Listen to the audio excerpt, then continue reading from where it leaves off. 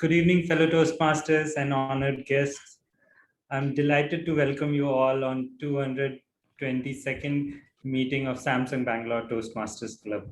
Today's session is very special for all of us. Reason being, a Toastmaster address, a keynote address by very dynamic, fit and energetic person, Dr. Aloknath, followed by Toastmasters meeting hosted by Distinguished Toastmasters. We have received almost, more than 100 registration for today's session. So before further ado, let's start our meeting. But before the meeting, I would like to mention few ground rules which we will follow during the meeting. The rule number one is, as a Toastmaster, we don't talk about taboo topics, which are sex, religion, and politics. So please refrain from speaking on these topics. Rule two, please put yourself on mute if you are not speaking. Rule three, turn on your video if your bandwidth allows, and turn off your video if you are stepping out of meeting. Please be very generous with applause. I also request everyone to fill attendance sheet that will be shared in chat here. I'll be sharing right away. So for Samsung employees, learnings hour will be credited. Now with big round of applause, please welcome our president of Samsung Bangalore Toastmasters Club, Toastmaster Arun.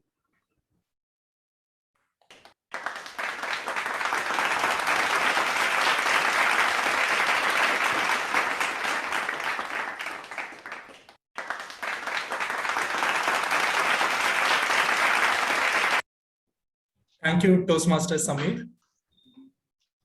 Hello, everyone. Welcome to our 222nd meet. In 1924, the great visionary, Dr. Ralph C. Smedley, started Toastmasters Club to provide a platform to work on our communication, public speaking, and leadership skills. Today, Toastmasters serves over 3 lakh members across 143 countries. Samsung Bangalore Toastmasters Club was started to provide the employees of Samsung a platform to improve their communication skills and nurture their leadership skills. Recently, we won the President's Distinguished Club Award, the highest club level recognition in Toastmasters community, thrice in a row. We were also ranked second in Samsung Cultural Awards in terms of employee engagement. Dear Toastmasters and guests, a gracious welcome to the 222nd meet of Samsung Bangalore Toastmasters Club. With a stroke of the virtual gavel, I now begin today's meet. Empathy is very important to understand what the other person is going through and to respond to them appropriately. In today's uncertain times, where work from home is the norm, the need for empathy, the need for practicing empathy and building stronger bonds is at an all-time high. Today, we have the CTO of Samsung Bangalore, Dr. Aloknath, and renowned distinguished Toastmasters who will be speaking on this topic. With no further ado, I would like to invite a fantastic speaker, the VP Education of Samsung Bangalore Toastmasters Club, and today's Master of Ceremonies, Toastmaster Ankit Keshav, to help with the proceedings of this session. Please welcome Ankit Keshav with a huge round of applause.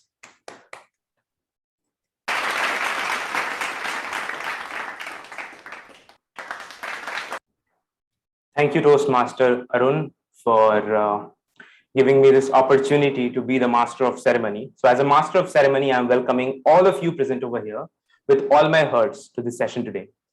Today's session is one of the most special session which I have attended so far. And it is special because of three specific reasons. The first one is that we have our CTO of Samsung R&D Institute India, Dr. Day, as a keynote speaker. The second one, you rarely get to witness the Toastmaster meetings where all the role takers are distinguished Toastmasters.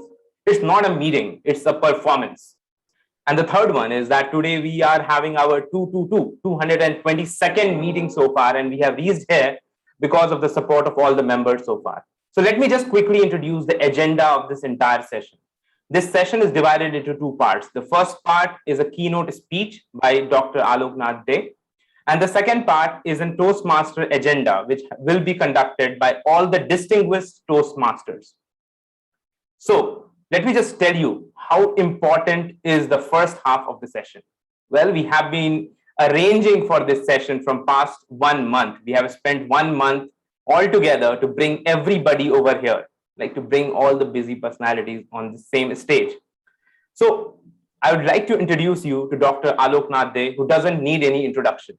He's a corporate vice president of Samsung Electronics and chief technology officer of Samsung R&D India Bangalore, where he is responsible for Samsung's IoT data platform and advanced services. Dr. Day is considered one of the most influential CTOs of India, and he is a recipient of Alexander Graham Bell Prize in Canada. Dr. Day has been promoting science and technology through the linkages through IP creation, startup collaboration, and innovative solutions. In addition to more than 30 years of industrial as well as academic experience, including BEL, Nortel, US, Ericsson, where he was a country director. He is serving as a visiting professor with IIT Roorkee and IIT Delhi from 2005 to 2011. Dr. Day holds a BTech from IIT Kharagpur, an ME from IISc Bangalore, and a PhD from McGill University in Montreal. So without taking a lot of your time in just introducing the guest of today, I would like to call upon Dr. Aloknath for his keynote speech. Over to you, Dr. Aloknath. Thank you. Thank you so much. Topic is great, empathy at workplace. And thank you, Toastmaster Arun, Ankit, Mrinal, who invited me, and all the distinguished participants today, including your distinguished Toastmasters. And I know that you would be having a special sessions after this. So again, it is a welcome. This is a Saturday evening for all of you who are making time to listen to us, to participate in this. Truly shows your passion on the topic. This is 222nd. I think sometime back when we were discussing, this number attracted me, and I said, the number itself is attractive, and your invitation to join and address, particularly in Samsung Bangalore context, it is very, very, a great thing. And the invitation has been warm enough to be here. I remember that 2 years back or so, I attended one of them and I addressed. And that is a time we talk about my personal life. And, when you come from mother tongue and that's your media of communication as well as in terms of learning. From there, when we moved into IIT and the English language that you had to practice, and it's not just from the written to spoken. And then I went to Canada for 10 years. So national level to international, the actions that were required to be changed. And funny enough, when you come back, some of those actions that you learned there, when you are back here, it is not suited very much, and particularly in that time of the juncture that we were there. So the pronunciation, dictions, returning back, and the residual actions. So I remember, we had a very nice interactions in one of your sessions. So today's topic is very straightforward. It is very easy to understand, but very hard to act. And also the question that comes is, why now, right? This is there, call it sympathy, empathy, that has been always there. And what it especially means now, what is the extra part that has come? So I would talk about three parts. One is the significance of it.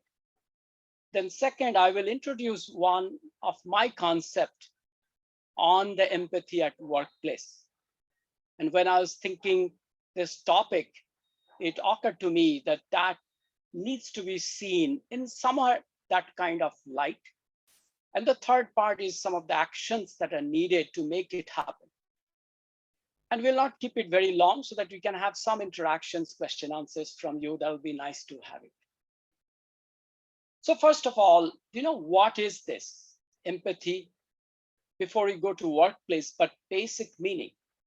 And as you introduced in the beginning, it is an ability to emotionally understand what other people feel. How do they see things from their point of view, their perspectives. Important thing is their perspectives.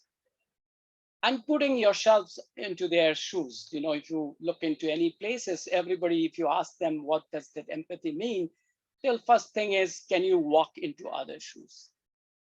So feeling what they must be feeling, right? That's the space in which we are talking. So any word, if we try to do a little dissections and etymologically, if we want to look into it, the word pathy comes from Greek word pathos. Pathos is pain and sufferings. That's what pathy means. And then you can have a prefix. When you call apathy, that's an away or lack of pathy, right? That you don't understand, you are not caring about the sufferings of others. For whatever reasons, will not be judgmental here, but that's the meaning. Sympathy, sim is with. You are with the other person. You are listening, you are sympathizing when you see that, but typically they lack actions. But understanding may be there, could be a bit superficial. When you talk empathy, that's M means in their shoes, in their sufferings. That's what empathy is all about. So why we need to do this? And who can be suffering? It can be any one of us. We don't know who it is. It is not about a rich and poor or an educated and uneducated. When we all of us go through our lows, and this is a time that somebody with a stable, somebody with a high, extend their hands, lend their ears, listen to them, and be an agent to take them out of the low. You don't have to do for their whole lives. That's not possible. We don't have to do for 7 billion people in the world. We can't do that, right? We will be apathetic in some situations. We'll be sympathetic in some, but we will be, empathetic in many. When the group is intimate, that's where it comes. Workplace is an intimate place. Your family is and friends, that's an intimate place. Not just intimate place. Empathy also is about somebody who is in dire need, who doesn't have anyone else. Can you be empathetic or empathic in that? Both words are quite interchangeably used, empathic as well as empathetic, right? And I can think of one simple example. I lived in Canada for 10 years, and this winter time, the cars, batteries used to go down, by the whole days of things, you have to go and turn it on from time to time. Now, whether it is an entry-level car or a Mercedes, it doesn't matter. The battery life, when its kind of battery has gone low, you need a jumper cable to connect. And even a weaker car in that sense can connect to this and take it out of that situation. After that, it can run on its own. So I'd like to give that example to be able to appreciate what it means and what is the scope of things that we should be talking about. Now, the next question is why now? Empathy has been there, always we require it. But two things that are very important, and particularly when we are talking about workplace. Now, let me bring that dimension. We have recently gone through this COVID-19, the pandemic situations, right?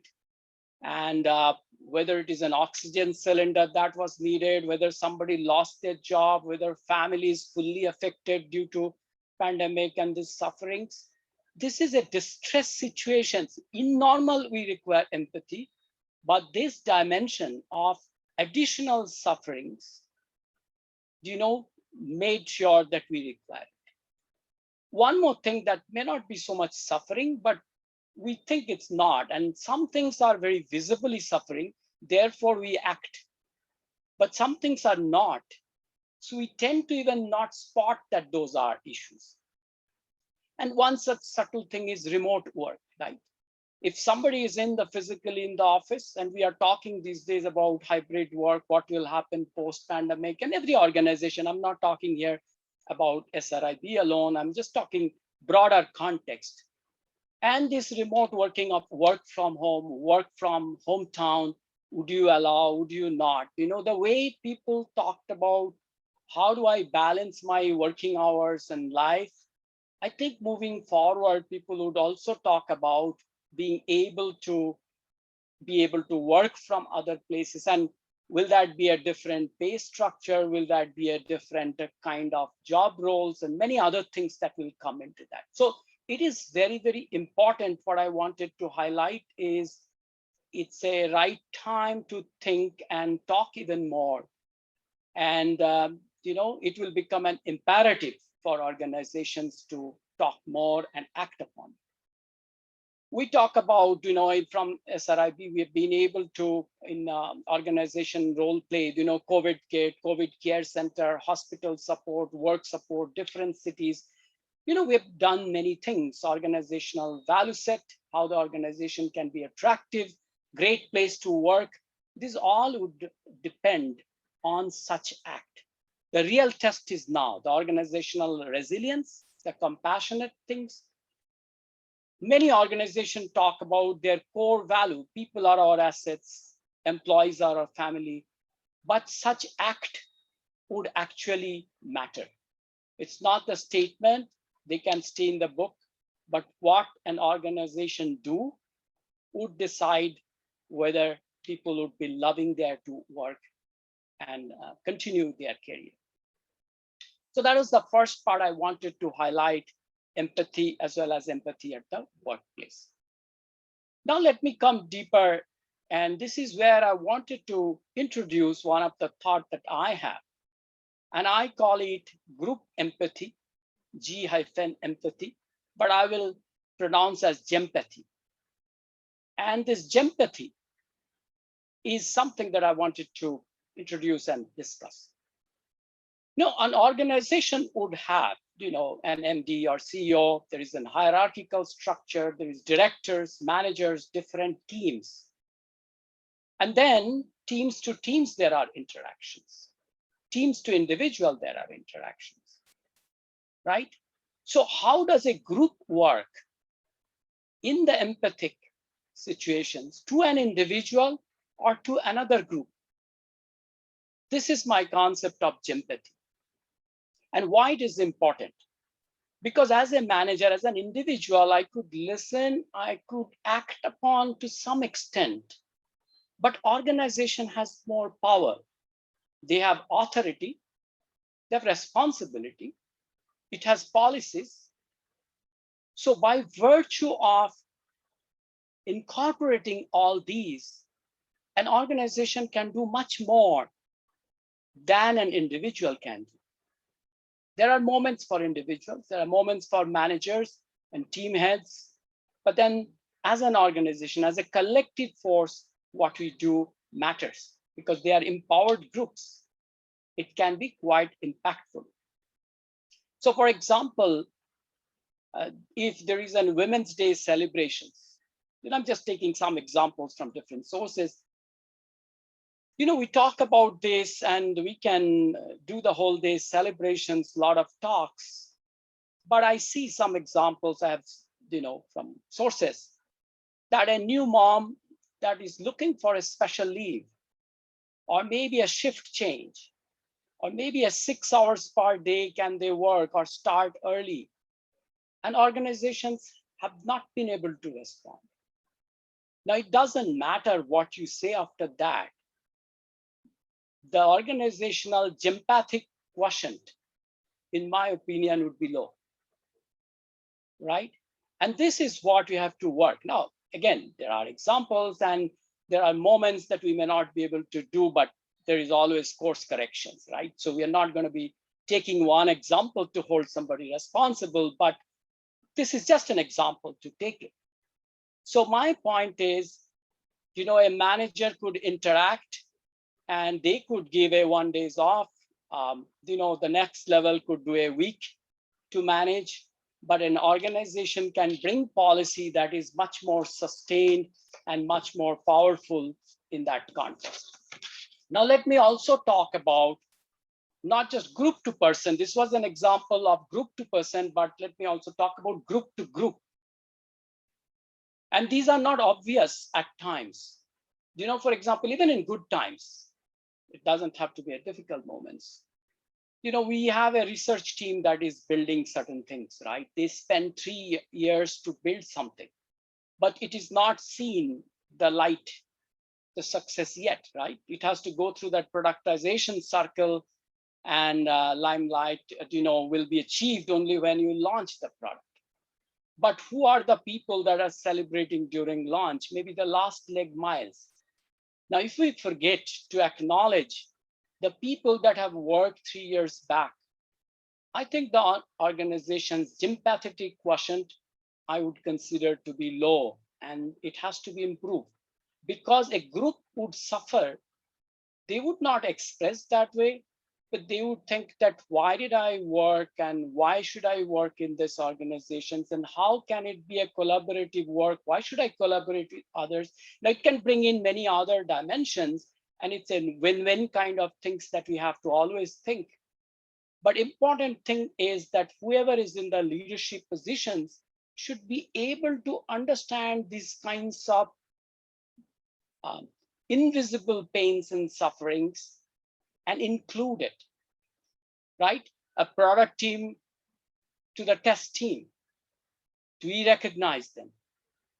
We are an engineering organization, but there is support team that supports. We have an technology team, but we also have a design team. I'm just bringing the question. I'm not being here to articulate about our present context in Samsung or in any other organizations, but this is just to provoke the thoughts that any lack of visibility of a group or some kind of inclinations to one group, spoil that overall things. And so what can we do for the well-being of the other entities? How to make this happen is very, very important. So I just wanted to bring this concept in my mind that is there as group empathy, gympathy, and then explain that what an organization which is much more empowered can do for the others in the organization. That brings me to another part of it, that what is it that we need to do to make this happen? And it doesn't matter whether intentional or unintentional, that's just a reason, but what we observe is what we observe. So one of the difficulty why we fail to do it, and as I said, some are visible, some are invisible, that it requires the leaders or the teams or the groups or the organization to bring that self-awareness. This self is not about a self-self, it is about group self-awareness. A trusting environment and an awareness of event and surroundings. There are many events that happen all the time. Where do you require an empathy? That is not easy. Spotting that time, otherwise we can squander our time. Maybe it's not required. So the right spotting, identifications of where empathy matters itself is a difficult task. So many events around.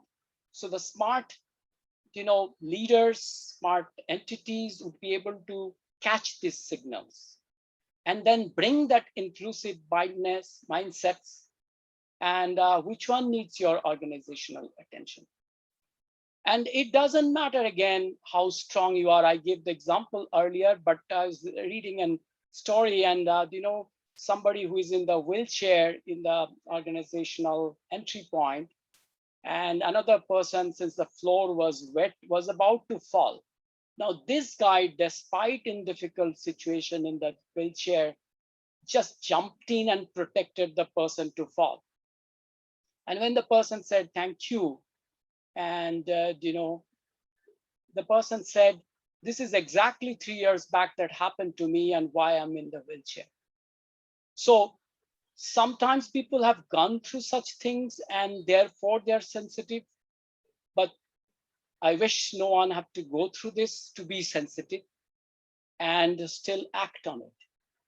So this is my one point I wanted to highlight out of the 3 things that we need to act, spotting it well, and do not worry about your status or things. Many poors have been supporting poors, and this is not about your status. It is a very temporary, the resource light thing doesn't matter. We could support it.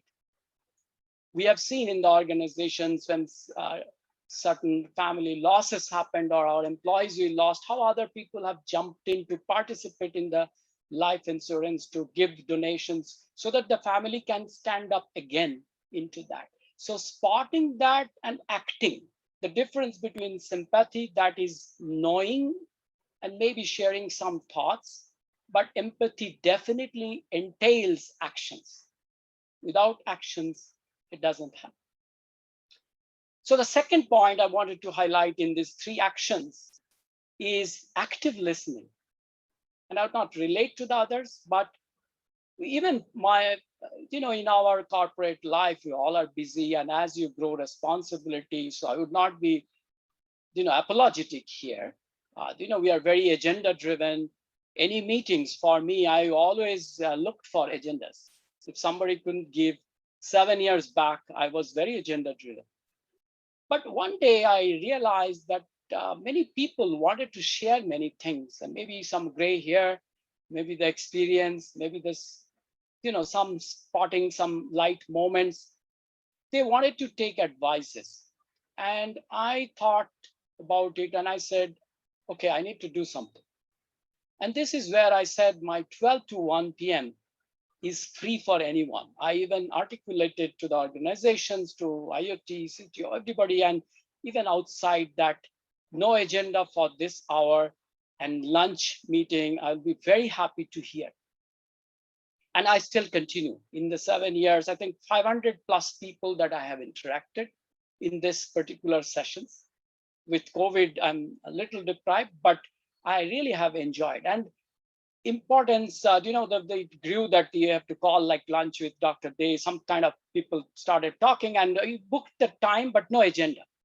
And I must tell you that even when I was going to Korea, I started there. And even there, I interacted with different people. I've never had lunch, with same people almost in a year, maybe 2 times in a year with the same person. And very interesting things started happening. The dilemma on people's mind, I just wanted to bring a few examples. That somebody who has done PhD, should he continue in industry or should he go for teaching? That's their dilemma. And this is that active listening, empathic listening, and with whatever experience you have, you highlight and maybe help them to act. Sometimes they themselves acting, sometimes you could give some recommendations to do it. Somebody has been here in India, but they're crossing their mind that their friends are settling abroad. Should they go or not? Someone wants to go higher studies. Do they do here, go outside, do direct PhDs and things like that? And not just academic and these, when after some time, there are many such stories, but one thing that touched me, a lady that I was talking to such cases, how to raise kids. She was struggling in raising the kids, and what is the right way, some thoughts around this. And then someone, living alone and, had to go through divorce and sharing, it's an unsolicited thing. So I realized the importance of this active listening and being with them for some time, whether it is an professional things or whether it is a personal things, that doesn't matter, but it's very, very vital. And the last point that I would talk about before concluding is that, we also go through business dilemma. As I told, we are in the corporate, and as you do it, there is a business growth that has to happen, and there is a people side of it. This also crossed my mind, and a few years back, I kind of fixed it for myself. And this is a time that I told, even in public forum and NASCOMs and other places, when they asked about what is one leadership mantra that I heard, I told that be hard on goal, but be soft on soul. And this is about, till then I had this feeling that maybe it is trade-off between the two. But then I got convinced that there is no trade-off. I mean, there may be short-term things, but in long run, in sustained fashion, there is no trade-off. You can achieve what goal you have. There are ample avenues and alternatives that we have to make our project successful. None of the deliveries in this difficult time that we failed to give it to Korea or to Samsung in this particular example. But there have been many cases that I told my team, there was a month, and I told all my managers, do not look, ask what people are delivering. Do not include this month in your performance evaluations. Those who are good and healthy, they need to jack up. We can ask them maybe, if you are good and healthy, and I would volunteer. I'm lucky, I'm fortunate that till then nothing happened in my family. Please come and do more and leave the others to take care of their priorities. And I think even Samsung and MD has also articulated that. And so that's great. And if it needs even in short term to do a business reprioritization, just inform, we will talk to our counterparts. If we do not have over so much deliveries, that if you have not built a trust up to this point, then so what, right? Then what? So do not worry. And I think I am fully convinced that it doesn't matter. And there is no such hard trade-off. There is soft trade-off, but in sustained fashion. We are talking these days about sustainability on everything. These organizations would play a much bigger role. So with these things, that why it is significant in personal life and in professional life in workplace, the concept of empathy, the group's empathy on individuals as well as on groups, teams, and how they can pull up everything. And what are the 3 different actions that we could take on awareness and identification of issues where we need to act, on active listening, and biz to people dimensions, optimizations, trade-off, whatever we would like to call it. But I'm quite convinced that we could do that very well. So in conclusion, I would say that, it is about all of us are different to some extent, same another way. But some of us work through our heads, some through hands, some are through hearts, some with the physical experience. And there are, if you go to the psychology book, I'm sure they will talk about cognitive empathy and affective empathy and somatic empathy. And there are many such terminologies we'll get, but they don't matter. I think being able to do at an individual level, at an organization level, being bold enough to be able to express, take on others' responsibilities when it's needed, we can make this is a very, very interesting place. And just to remind you one last time that this is about walking onto other shoes. So therefore, you love beach, but if your wife loved desert, don't assume that they would also love beach, right? If your shoe size is 9, one thing is to give somebody doesn't have or no shoes, giving the 9 to others is one thing. That itself is a good gesture. But if they are wearing 10 size or an 8 size, you taking the 10 size shoes and trying to work instead of 9, or an 8-size shoe fitting to your leg, that pinch that happens would make you aware what it means truly to be empathic, whether at personal level or whether in organization. With that note, I will conclude. Thank you again for giving the opportunity. You have many interesting things. I'm sure the team will be here to listen to all of you in your panels and discussions. But just before that, if you have any questions for me, I would love to answer. Thank you. Thank you, Dr. Aloknath. I would like Samir Saurav to play a background round of applause, and I would also ask all of us to unmute ourselves and give a big round of applause to Dr. Aloknath. Thank you. Thank you very much.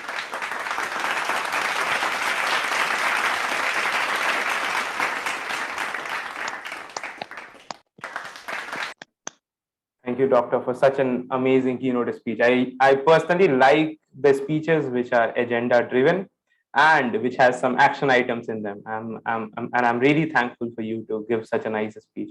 Well, there are a lot of questions which are coming up in the chat, and I'm very much sure that there are other people who are over here in the participants who would like to ask the question. But there goes the very first question by Akshay Mane. Why we should care about others?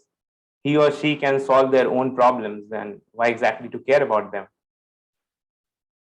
First of all, we are in a part of this global society, and every one of us need this. As I said, it is not that if we were, all powered all the time, if somebody gave you that guarantee certificate to you, right, that you will never be touched by such problem, then probably that's a good thought. That why care for others. But first of all, even if we are selfishly acting, I would say that we might be in that spot someday and hoping to get that, even if we are selfishly thinking. But I think it's bigger, right? I mean, we are talking about, at workplace, right? It's a group, and I talked about group empathy. It matters, in overall enhancement of things, the overall experience of things. People have seen, if you read certain books, that those who give and give and give, the joy, the happiness that you get, and the person is also benefiting out of it. And as I said, it's a small gesture. Just think it of pulling someone up a little bit, and they are again able to run their things. Just seeing that gives a lot of joy. And then definitely their life is much more important. Like I remember just today morning, I got a call, and one person, I just gave him, I don't know the person. And he called me, he said, sir, I need an advice, and this is about an employment. I said, 5 minutes, if you can tell me what's your background. And I gave a company name that please look into this, and that's a right fit for you. If you can manage. He sustained. This morning, he gave a call. He says, 8 rounds of interviews. I got the job, and I wanted to thank you. So that joy of this, it's the 5 minutes of mine, but it's a change in people's, in that person's career. And I don't know, in return, they will be doing a lot. So you want to make a good global society, right? It's not about my state and my country. It's also globalization. That's very vital. So think it off, and I'm sure you will also do it. You just wanted to provoke the question that why care, right? True. If any of our participants would like to ask the question, they can raise their hand, and I will call upon their names. Or you can simply write your question in the chat, and I can help you read that. Yeah, I think one question is, I see that how to build leadership skills. If one want to build the leadership skills, I think being, your own foundation being right, because there's no shortcut. Many people have, knowing as a leader is one thing, but being a leader is another thing. You can manage somehow, and many people have perceptions but fall from grace. We have seen many a times that is happening. And I think we need to be very truthful to ourselves. I think it's a hard job, and I would not give any shortcut to anybody. the trust factor, the ethical transitions. These are very fundamentals, and honest to yourself. And then it's a service.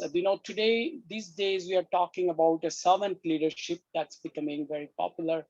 And I think it is true, because when you can put yourself, it is not easy to do in the beginning. So I don't want to be sounding like a monk, right? I mean, that's not the point. But gradually, the leadership, the goal is still the same. When you attain is different. But leadership is all about that you grow and you take care of a bigger community. Otherwise, whose leaders are you? Who are your followers? Why should they follow? And why would you lead someone to take a wrong path by your leadership role? So if you want to be truly a leader, then you grow. And if you grow, then I think, this is there. So take a step-by-step approach. There are many books, and where you start and what is your strength, but we should start from our strength and the way everything that we learned, you should see what are your strengths and what are some deficiencies, difficulties. All these things have to be at an 7 level, right? And some would be excelling, and you should be able to manage to do it. So list of leadership is very long, but in today's thing itself, if I can say, the active listening, spotting things, and self-awareness, being in the present, when you are this hour, that you are with that person and doing it. And they are all linked in some way, right? Active listening is also about you are with that person. So start somewhere. We can have another discussion, I'm sure. To take it forward. True. Naveen Kumar Chilakwad wants to ask how to survive the organization politics, as many issues start from such incidents. Yes, I think it depends on what level you are, but I think if somebody is very senior, then I think they have the voice and the responsibility. It is for them to do that actions. But many others, those who have joined, they may not be able to do. But one thing that is happening, but you shouldn't be part of it. I mean, first act is what's happening is happening, but you can't be affording to be part of it, right? So that's very clear. Irrespective of the consequence, there are many organizations. So if this is not fitting to you, there are other organizations, right? So that I would never advise anyone. But after that, I mean, if we can understand, is it a sporadic incident? Is it a one particular thing, one particular group? Then it's easy to fix. And that's where HR is there. That's where MD's positions. And I'm sure we have other channels to take it. And those whom you trust, maybe you can share with few of them. And, we can find, is it true? Is it sustained? And we can monitor. And then there are organization also allows for anonymous whistleblower kind of things. So, we have the right, but I'm not suggesting that to be done in day one. If it's still not acting, then you could do that.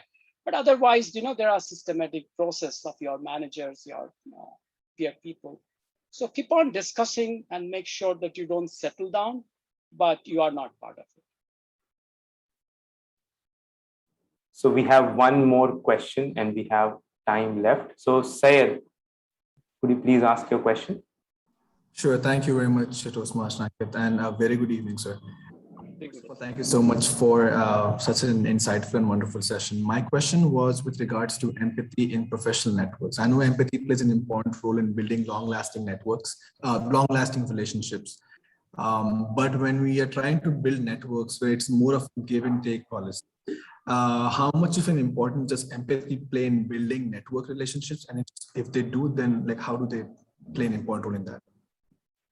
So there, I think I would not use the word empathy to start with. There may be specific incidents, but what I always talk about is collaborations. Like network is about, why am I extending my network? Because, I think they bring additional value. If I'm doing this in like CTO responsibility, we talk about in-house innovations, and then we are going to open innovation. We are working with startups and ecosystems and universities. So whenever you go out, like internally, I talked about, let's say, design team to engineering team and things like that. But also when you go out, so there is a value that they bring. I think one important thing Now, whether we call that as empathy, but I will say collaboration, effective collaboration is about win-win. If one is losing, that relationship will not continue for sure, or it will be a so scarful situations that it will never happen. So many I have tried to see, and I've tried to spot even that this collaboration that people are talking is a lose-lose. Both will lose versus it's a win-lose. And I personally walk out from them very early because I can see very early that it's a lose-lose relationship or it's a win-lose. But we do not want to be part of it. We want to make it win-win. So my philosophy and is to more, and I stretch that can I think for the other person's win in this game? Instead of me thinking my gain and they thinking their gain, can I think of their gain and asking them, what will I gain from this? This exchange of information and this provocation to think or to bringing to the surface, I have seen miraculous results. And I always try to work, when such things happen, until that equation is right, I would not walk into that path yet. I may still have trust. I can see that they're not getting, they're intending, or maybe they have less to offer. And I don't mean to say it has to be equal, because when there is a mentor-mentee also, like simple, you don't expect from mentee to gain that much. Yeah, interaction is always richer. So it is not about that, but what you expect is somebody to have a good acknowledgement or a gesture or a participative path to do it. That's the winning equation. So it is never equal, but it still has to be a win-win. Otherwise, we always would feel and hurt. And this is dangerous because then we can extrapolate and say, I tried 3 people. Why should I mentor?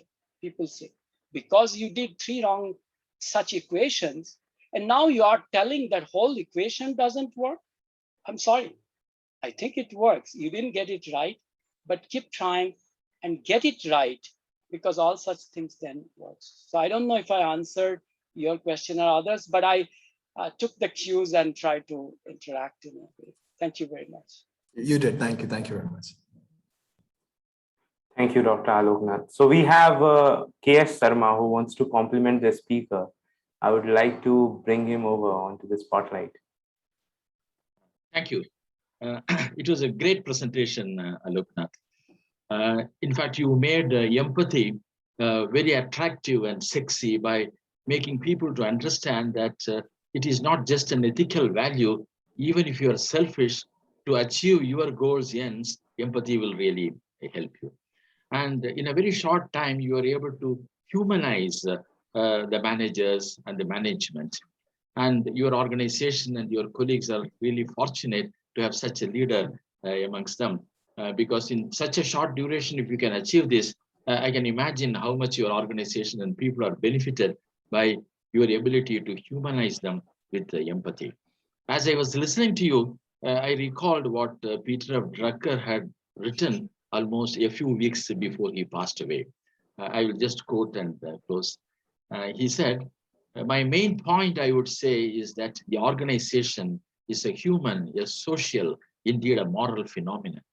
To me, it was fairly obvious that the new organization, namely the large corporation, has to be seen and studied more as a social and political phenomenon rather than as an economic one alone. And contrary to the approach to the study of organization, my main point has been that organization does not deal with power, but with responsibility. I repeat, organization does not deal with power, but with responsibility. This is the one key note of my work that has remained constant over more than 40 years. Unquote. Thank you. Thank you. Thank you for your kind words. Really appreciate it. Thank you, Sharma, for your compliment to Dr. Aloknath. So we would be hard on our goals and soft on our souls. Yes. And we would move on to the next part of our agenda, which is the Toastmaster session by our distinguished Toastmasters. And for that, we have Toastmaster of the Day, Toastmaster Bhupati. So Toastmaster Bhupati started his Toastmasters journey in 2010 and has served various roles in club area, division, and district. As a CGD in 2018-2019, he has led District 92 to charter 49 clubs to receive the award from TI on the Leadership Excellence in Marketing. As PQD, he supported the district achieving Smidley Distinguished District and the 4th rank in the world. In 2017, he received the Outstanding Toastmaster of the Year from District 92. He has served as a district director of term 2020-2021, and he has been currently serving as an immediate past district director. So I would like to call upon DTM Bhupati to conduct the next part of the agenda today. Over to you, DTM Bhupati. Thank you.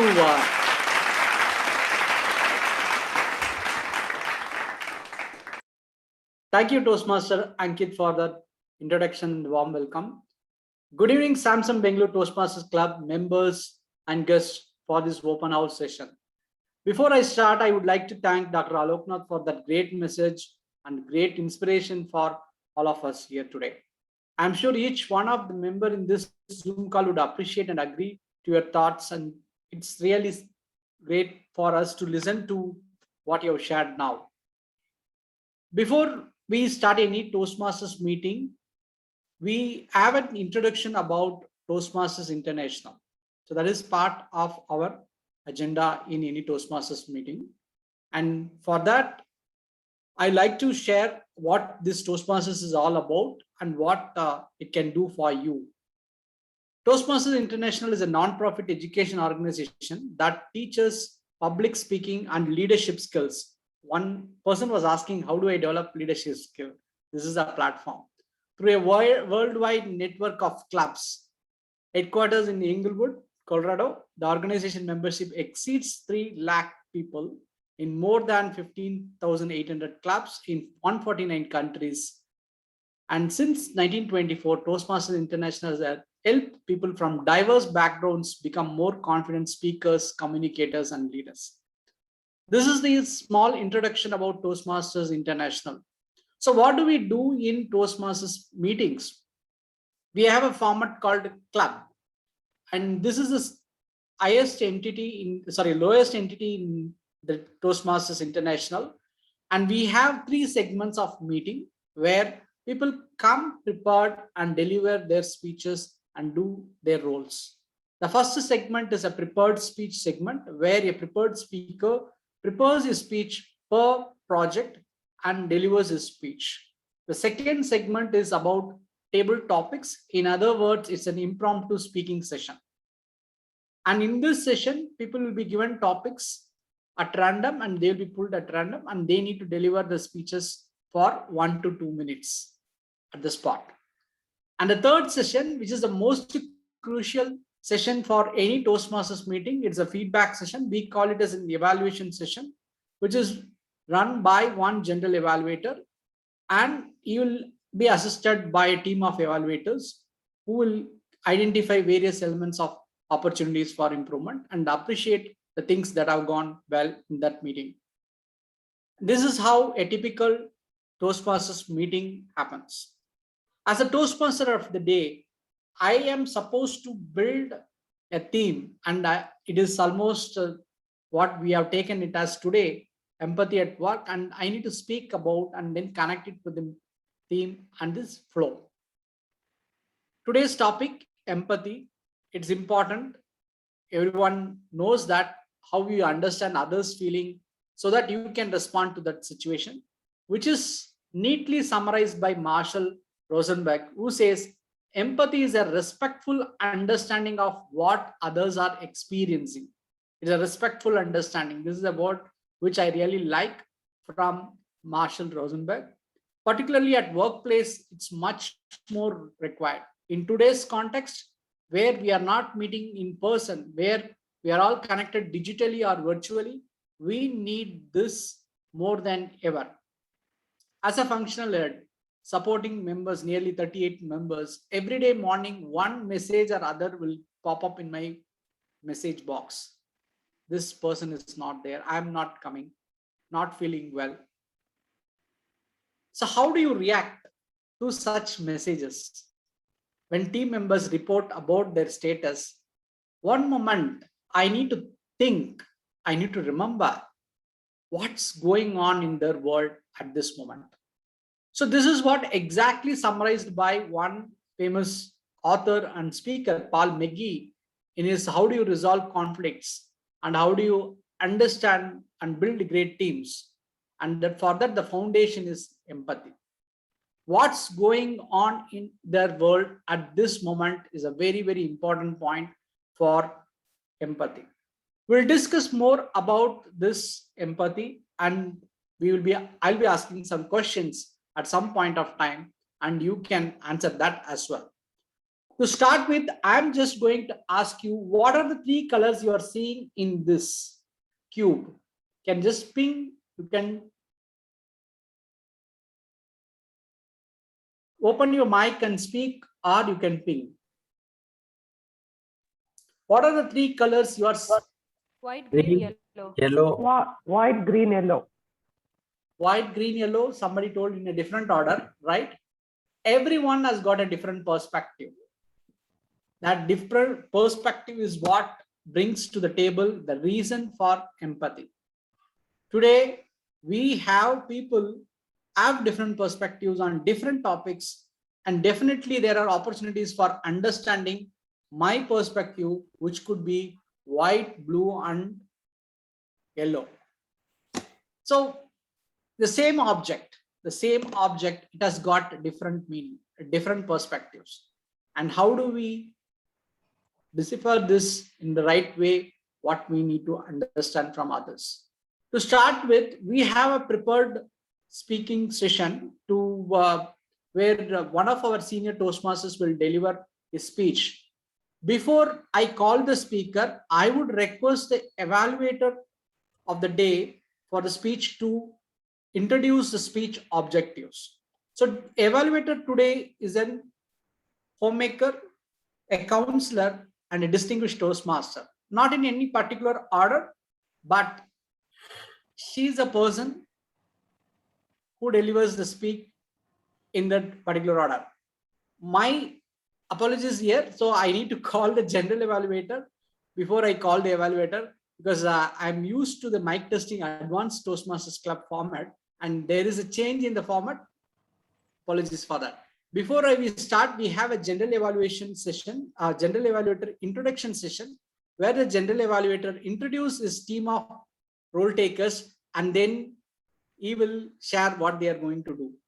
So today's general evaluator of the day is a person I know for more than 9 years now. Anyone you know more than 7 years and who you work closely, they automatically become your friend.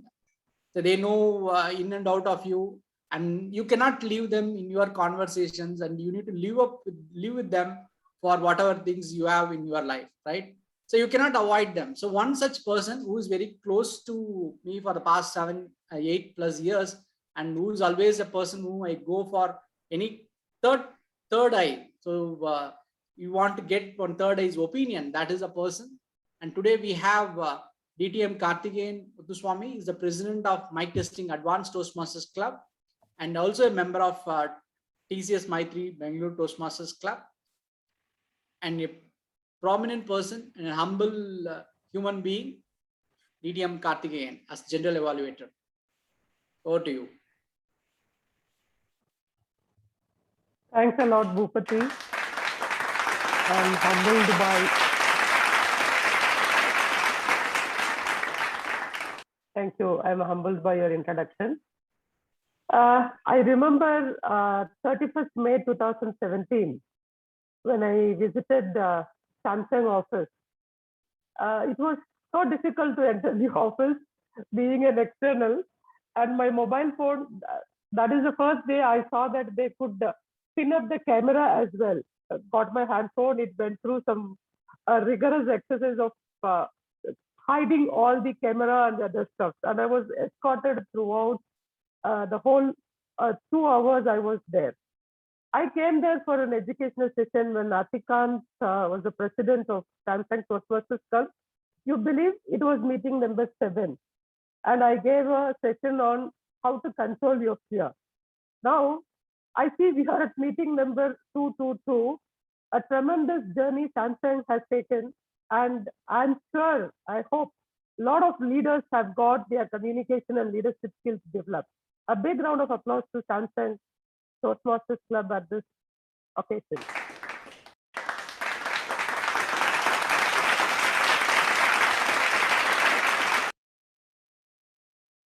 As a general evaluator, my responsibility is to step up, to report on the meeting as a whole, which includes evaluating the evaluator who speaks in the meeting. The general evaluator evaluates everything that takes place during the club meeting. In fact, his job starts before the meeting, how the agenda is getting set, how the people are getting informed, whether the evaluator gets the details of the speaker gets to know who the evaluator is. And during the meeting, I will take notes, report on all the club proceedings to evaluate things such as timeliness, enthusiasm, preparation, organization, performance and duties, etc. As you all know, I can give you a small story or incidences that happen as a part of my VP education role. One of the speakers, she gave her first speech in the club and then she vanished for 6 months. I started employing all the negotiation skills to pull her back to give the second speech. Somehow here the speaker was shying away from me, out of sight. Then after so much of fasting, coffee connect sessions, she opened up, the speaker opened up and she said, okay, can you change the evaluator? Because I can't take it anymore. The evaluator doesn't understand my situation and I cannot be giving a speech.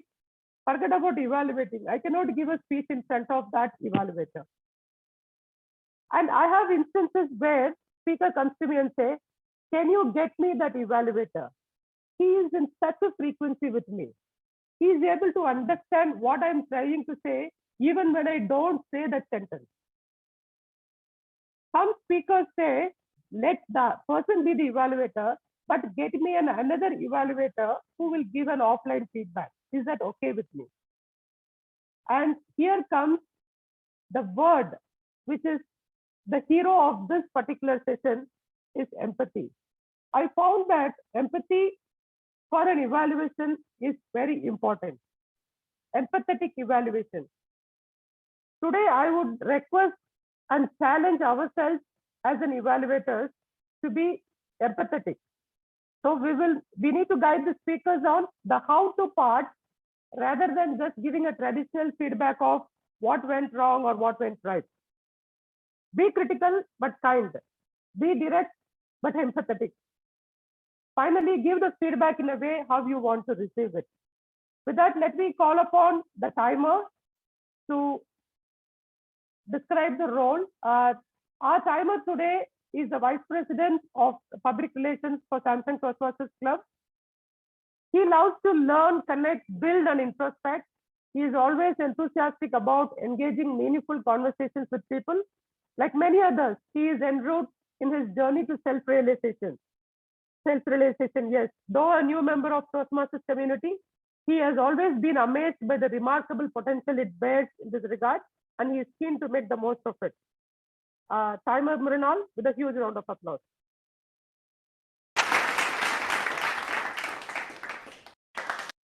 Thank you, Distinguished Toastmaster. So, greetings, fellow Toastmasters and guests. As a timer, I will time the table topic speakers, formal speeches, and the evaluation. I will also alert each speaker of the time they have left using the green, yellow, and the red backgrounds, which I have been flashing, which denote specific times remaining. Table topics speakers should limit their remarks to no more than 2 minutes. At 1 minute, I'll change my background to green. At 1 minute and 30 seconds, I'll change my background to yellow. And at 2 minutes to red. Those giving speeches should limit the remarks to specific speech time. For normal speeches, which is around 5 to 7 minutes in length. At 5 minutes, I'll change my background to green. At 6 minutes to yellow. And at 7 to red. The individual evaluation should be between 2 to 3 minutes.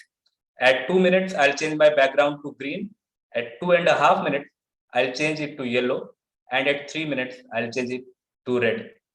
Thank you. Over to you, Toastmaster of the day, Distinguished Toastmaster Bhupati. Thank you. So it would be Should to be Karthik. executive evaluator. Okay, Thanks yes. a lot, timer. Uh, Let's hear it for the timer. Timer, I think the speaker should pin up the timer, please. If you could pin up in your, that'll be helpful for you too. Let me call upon. I'm not able to pin up. I'm not able to pin. Only chat option comes to me. Please enable Can pin the up. host make the timer to be pinnable? Yeah. Okay. So when that happens, let me have the privilege of introducing the counter for today. Our counter, Arun, is a software engineer at Samsung Club, a believer of no pain, no gain. He started his Toastmasters journey for exposure in public speaking to conquer stage fright. Looks like he conquered the club. He is now the president of the Samsung Toastmasters Club. He loves watching movies, dabbling in a range of sports, and is always hungry for food and personal development. With a round of applause, let me call upon our counter Arun to brief the role.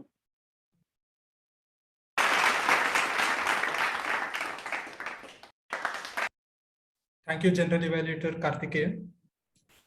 As my role of R counter, I like, so when people use filler words such as like, it really hampers your communication. It decreases the effectiveness of the point you want to make. Today, as an R counter, I will be tracking down these filler words and I'll be giving my report at the very end.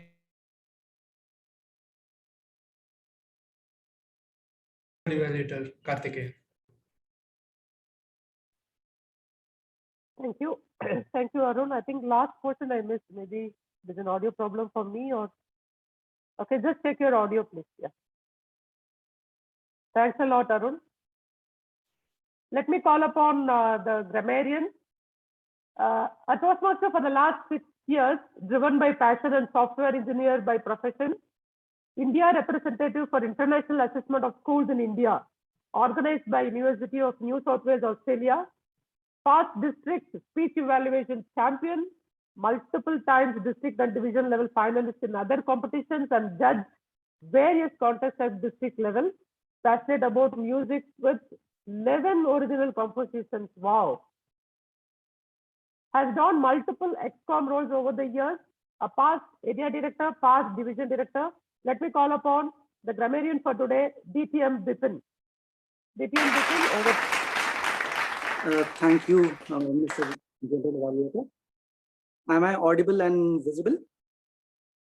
Can you show me? Yes, absolutely. Yes, I can see it. So I have taken up the role of grammarian for beginners and guests. Firstly, I know it is 7 o'clock on a Saturday evening, but can we please smile, Toastmasters? I can see a few smiles now. We don't need to be so grumpy. It's a wonderful evening and the meeting is going well so far. All right, so now about the role of a grammarian. I think the role is pretty much obvious in its definition itself, but for new joiners and beginners, I would like to have a brief introduction of the role. So my job would be to note the good and not so good usages of English grammar. As to why this role is there in Toastmasters for the main purpose of it, I feel like the role of a grammarian is just like the role of salt in food.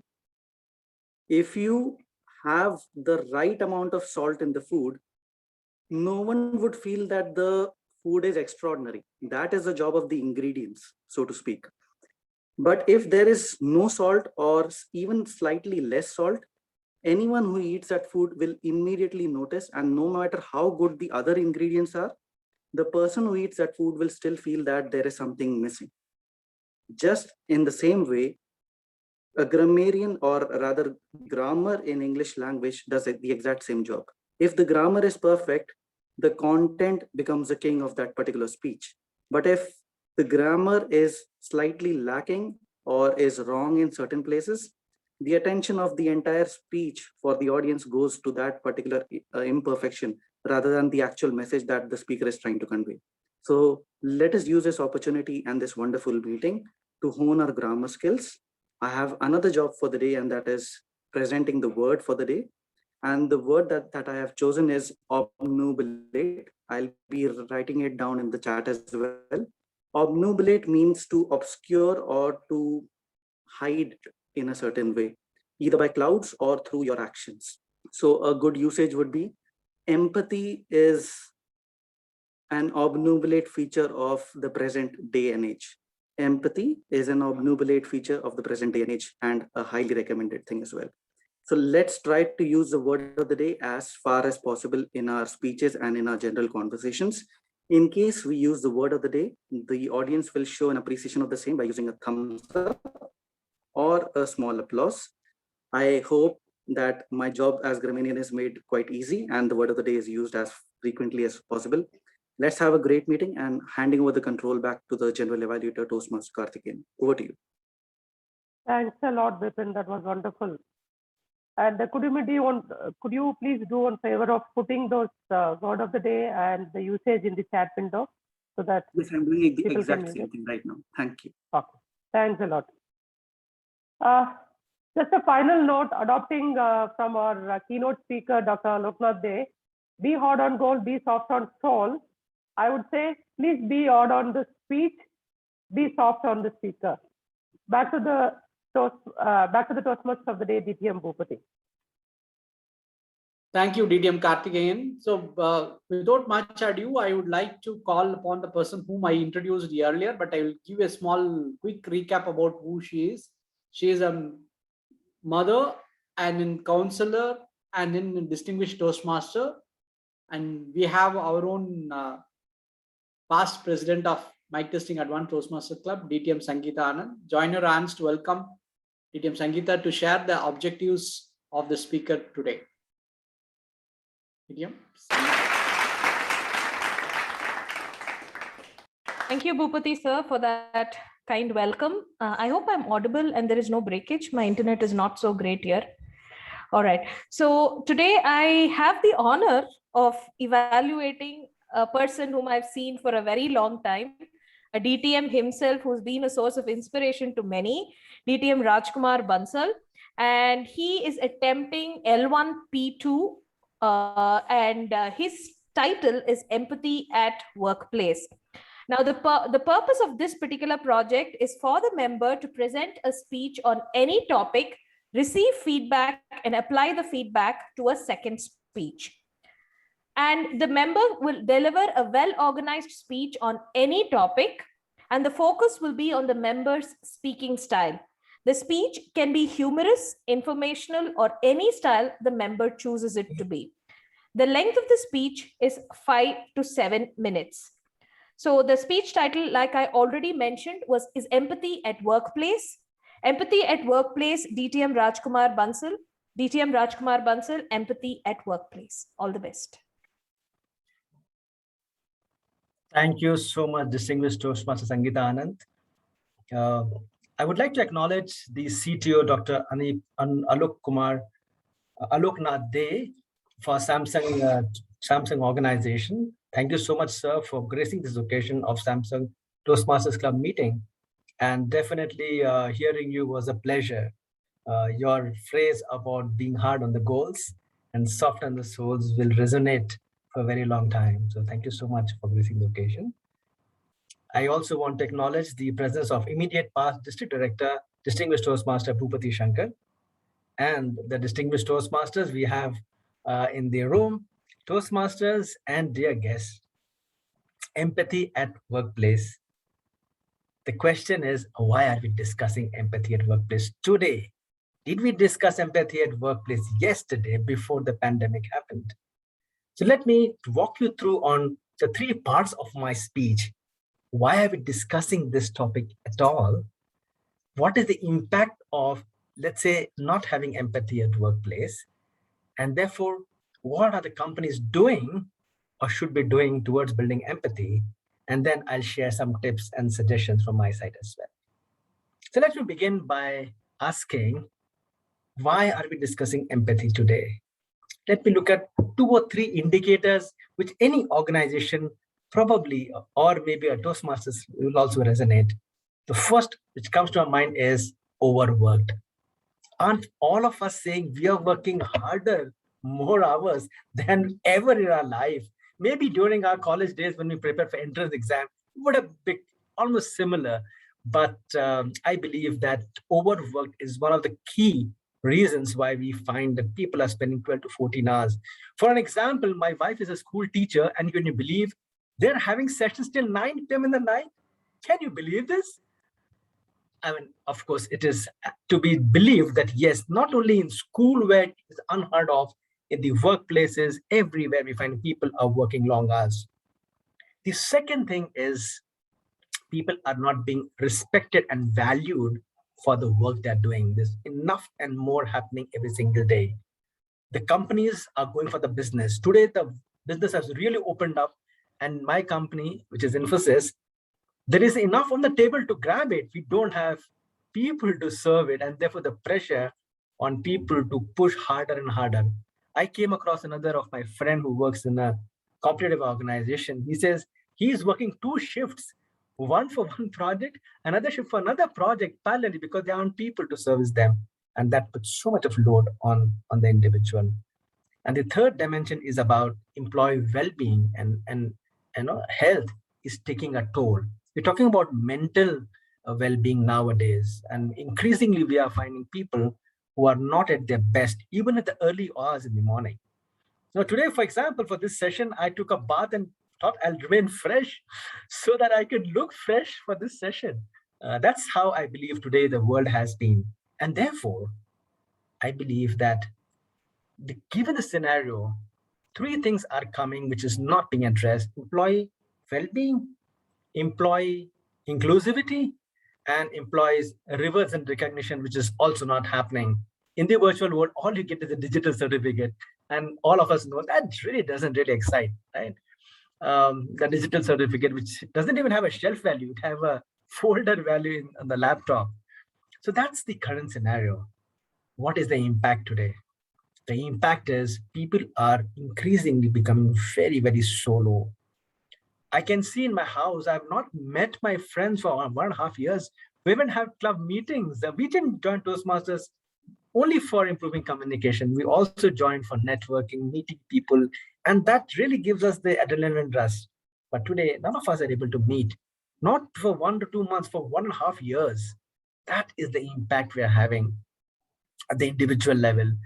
The well-being, the impact on the connect of people. In fact, there is a service which says that the male or the men have lost about 20% of the networking in this pandemic.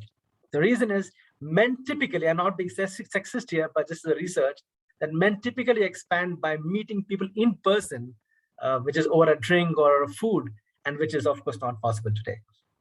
So the question is, if this is a situation, what should the companies be doing about empathy? I will talk about 3 or 4 things. The first one is empathetic conversations. And it begins with leadership.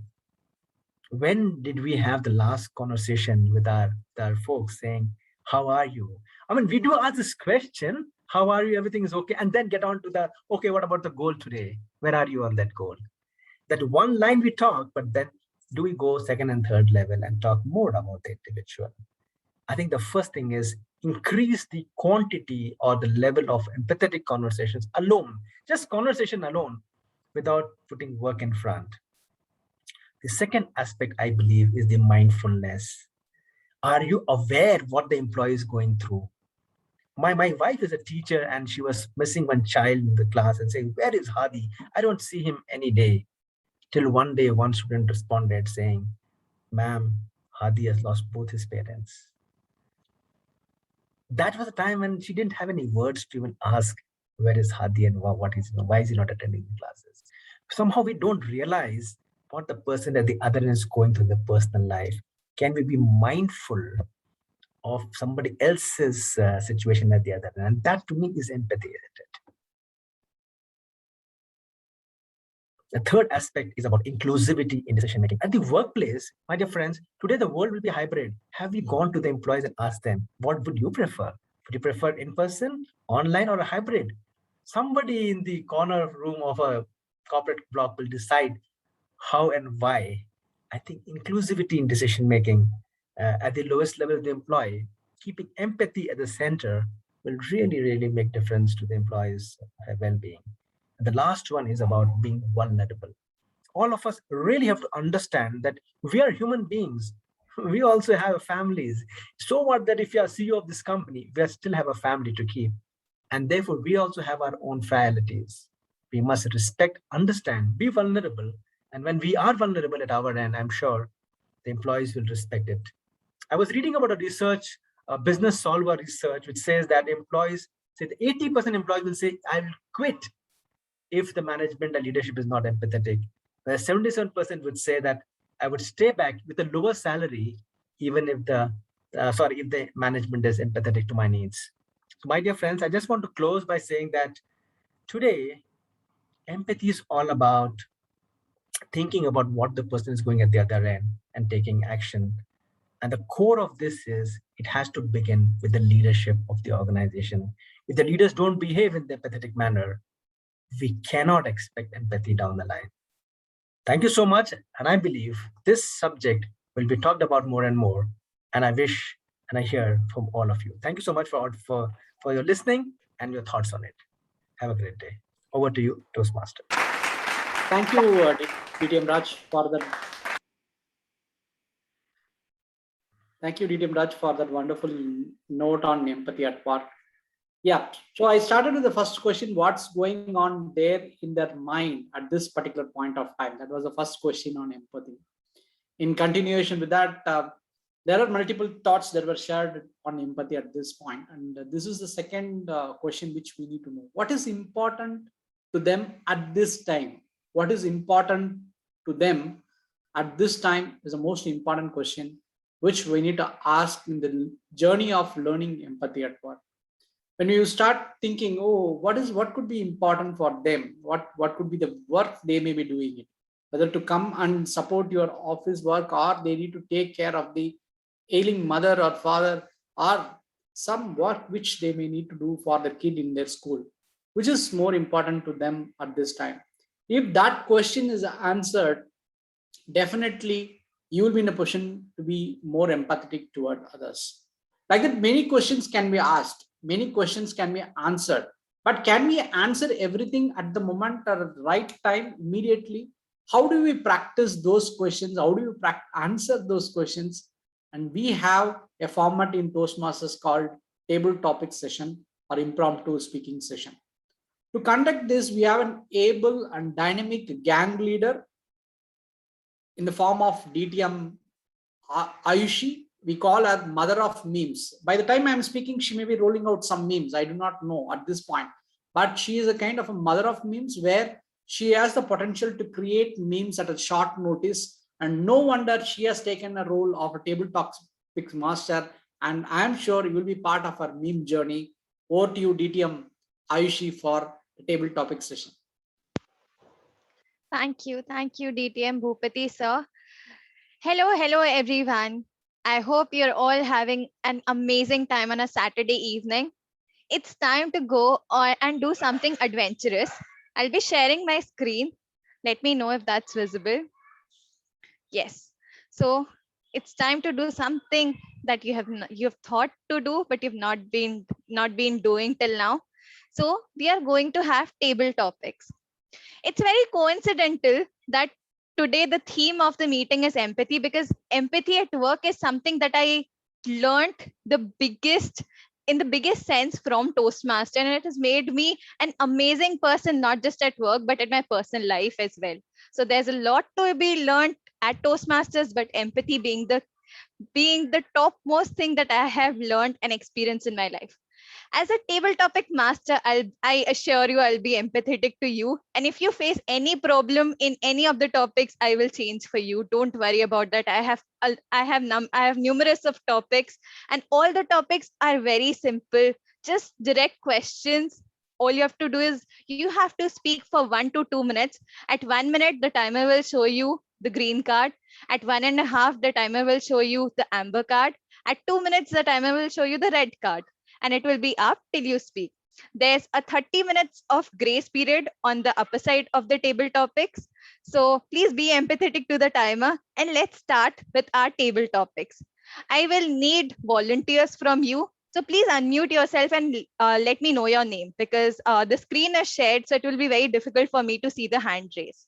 So here are the topics. Here are the numbers actually. You need to select one number and the topic will come.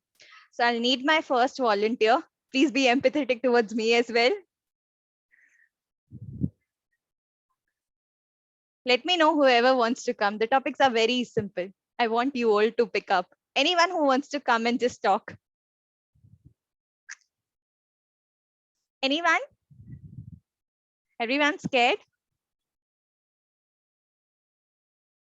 Okay, I will ask Arun to choose someone. Let's see. Arun, you can go ahead and choose someone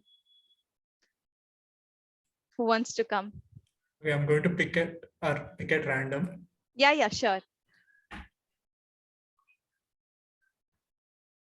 Karthik J, are you here? Yes, sir. I'm here. Yes. Karthik, are you okay to choose one number and go ahead and take a table topic? Yes, sure. I would like to pick the number 11. Number 11. Okay. Here's the topic for you.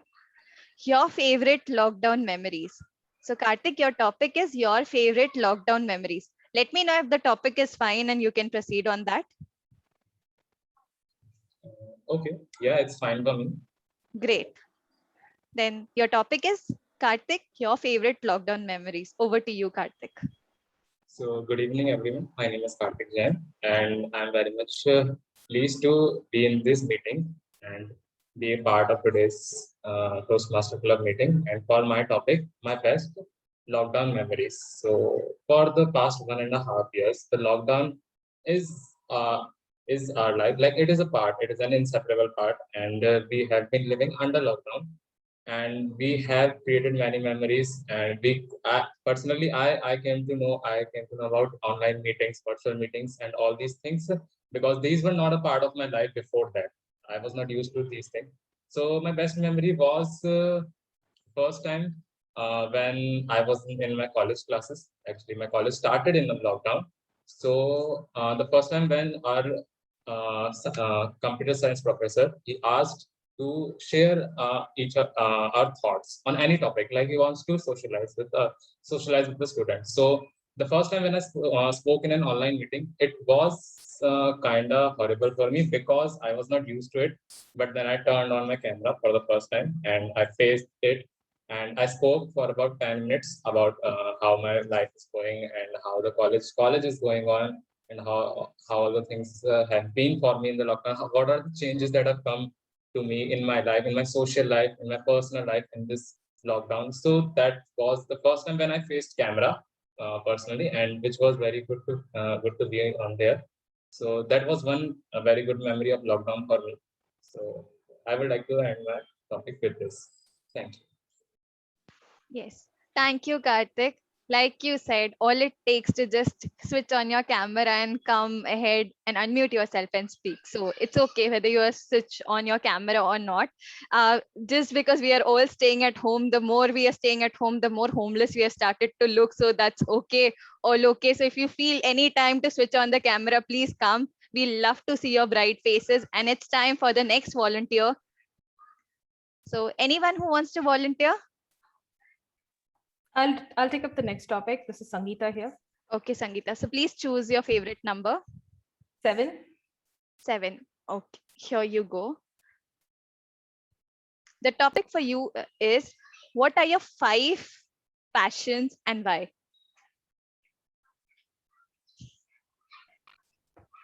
Okay. Over to you, Sangeeta. Yeah, thank you. Let me just pin the timer. Just give me 1 second. Yeah, okay. The 5 passions of my life are first personal. Personal in the sense my family. My family comes first above anything else. My son takes priority over everything, including myself. And my passion is to be really successful as a mom first. The second P in my life would be the profession. I'm a counselor, and it's very relatable. This topic of the day, the theme of the day is so relatable because this is what I do for a living. I have to be empathetic as a counselor, and that is my core value. So my second passion in life would be empathy. And the third passion for me is to make sure that somebody outside my family actually remembers me. Even if it's just one person, it doesn't matter. I need to make a difference in someone else's life other than just my own friends or family. And if I have done that, then I think I am successful as a human being first. So my third is to actually be a human in the true sense of the term. Not just a brand logo being human, but I actually want to be a human being. So that's my third passion in life. My fourth passion in life is to not strive for excellence or perfection.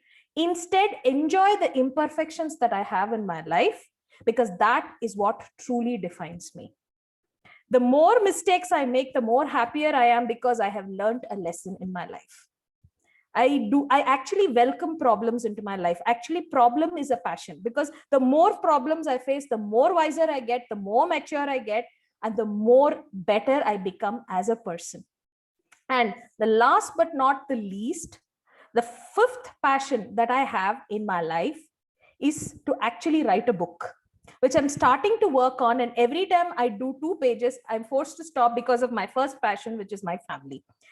But hopefully, before the end of my life, I would come out with a book. So those are my 5 passions. And over to you, Aishi. Thank you. Thank you, DTM Sangeeta. I loved how clarity of thoughts you have when it comes to passion, because half of the times we think that it is our passion, but we forget to understand and prioritize. So I loved how you prioritize and you have that clarity. So thank you so much for coming up and sharing your thoughts. Now, I'm sure all of you can understand how simple it is to come here and speak. All you have to do is just come on the stage and just talk about the same. So who's coming next? Who wants to come and talk something, anything? We have really nice topics. Okay, yeah. Who's please let me know your name. Ibn Joseph, the grammarian for the day. Okay, Bibin. So choose a number. Let's go with 8. 8. Okay. So Bibin, your topic for today is it okay to fail? Is it okay to fail? Bibin, over to you. Thank you, Madam Table Topics Master of the Day. My topic is it okay to fail? I feel failure is one of the most underrated and one of the most understated reasons of success. Unless and until you fail, how do you realize how important and how good success feels? Imagine a life wherein from the first moment of your life till your last breath, you are successful. You never have faced failure in your life. Just imagine how different your view regarding people and the world in general would be. You would see probably every single person and living creature on planet Earth as a failure, because compared to your life, it seems like a failure. But seldom would you stop and realize that every single failure that that person would have had is always a precursor to the biggest success of his or her life. Can you recount a single person who has had tremendous success in life without first experiencing tremendous defeat? A defeat which is enough to bring any person down, but very few would have the courage to get back up on their feet, not forget what they and why they embarked upon that journey in the first place, learn, very important, learn from that failure, and then move ahead with those learnings to conquer the same challenge in a much better way the next time. So is it okay to fail? Absolutely yes. Only and only if you choose to learn from that failure. A fool would avoid failure. A genius would embrace it and learn from it. Over to the Toastmaster. Thank you, Bivin, DTM Bivin, for the wonderful narration of this topic. Yes, it's absolutely okay to fail, and yes, like Three Idiots dialogue goes, it's very simple. It's very easy to empathize with a friend who has failed rather than the friend who actually used to fail but has become a winner. So just think from your friend's angle, and it's absolutely okay to fail. There's nothing wrong in failing. So now coming to the next volunteer. I saw one named Harshini. So Harshini, do you want to come ahead and choose a number for yourself? Hi, Toastmaster. Yeah, okay, I would like to go ahead. Tell me your favorite number. I think I'll go with 4. 4.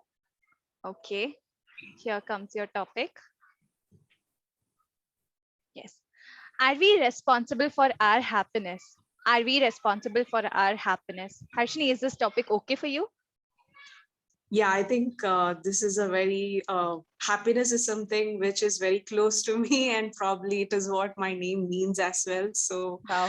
I think I would take this ahead and sure. Go. So yeah. Over to you, Harshini. Your topic is, are we responsible for our happiness? Okay.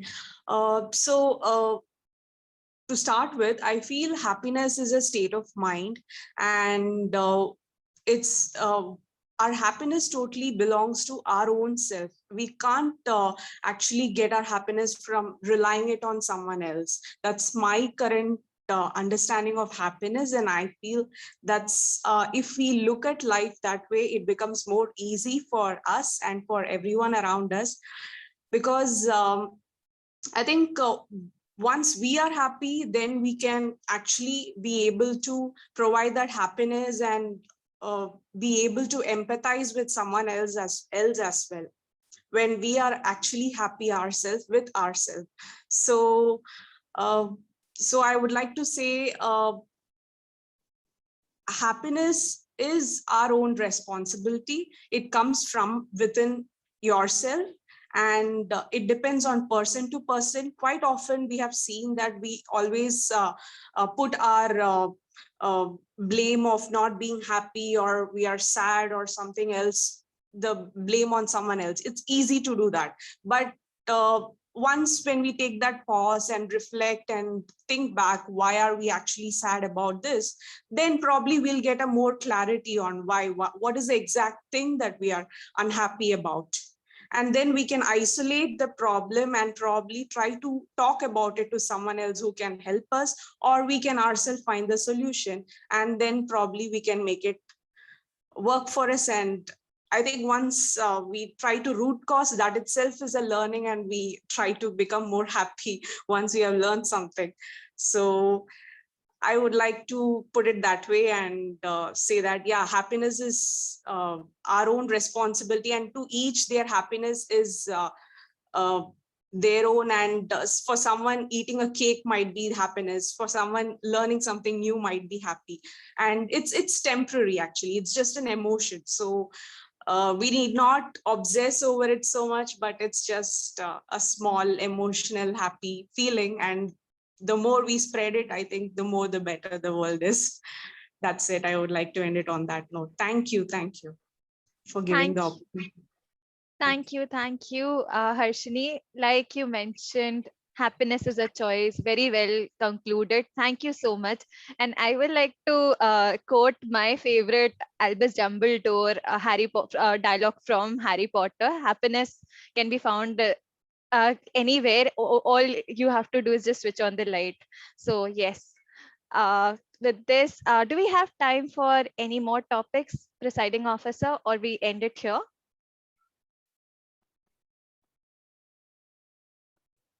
Yeah, I think we end it here. Okay, thank you so much. Thank you for the table topic participants and speakers for coming here and taking part in the table topics. Well, table topic is much like happiness. It can be found anywhere. All we have to do is just unmute ourselves and come on the camera and just talk our way out. And we all can relate to it. I related to all of you. Thank you so much. And this is what life is. All you have to do is just take the calculated risk. So with this, let me hand over the stage back to the TMOD of the day, DTM Bhupati Shankar. Thank you for being an amazing audience. Thanks, DTM Ayushi, for that wonderful topics, and it's all relatable and it stirs memories, right? That is the power of table topics. Whenever you ask a question, automatically we also think about our passion. We also think about what we have done in our life to make ourselves happy. All these questions are relatable. Thanks to all the participants who have taken the chance and who have come forward to take this particular topic for the day. Thank you. The next question on empathy, which we were talking about, is am I listening to understand? This is the third question which we may all need to know in terms of empathy at work, where we have different perspectives we saw and different situations that will be there. Now the question would be, am I listening to understand? Or is it listening to respond? That question always comes into mind when you are immediately responding. That is a time you are just listening to respond, not to understand. But if you give a pass and think, what is this gentleman or gentlewoman is telling, then definitely your response would be totally different. And today we are going to see one such listening skill of 3 or 4 volunteers here who are going to share their listening skills and demonstrate the ability of listening and power of listening through this general evaluation. To lead this, we have our general evaluator, DTM Karthikeyan, and his team for giving the feedback on various elements of general evaluation. Over to you, DTM Karthikeyan. Thanks a lot, Bhupati. In the interest of time, let me quickly call our evaluator, DTM Sangeeta, to evaluate the speech given by our speaker, DTM Rajkumar Bansal. Thank you, Karthik. Just a second, let me just pin the timer. 1 second.